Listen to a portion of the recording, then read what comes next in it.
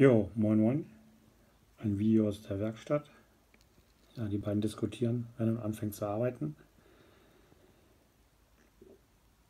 Ja, alles da, was man so braucht, ne?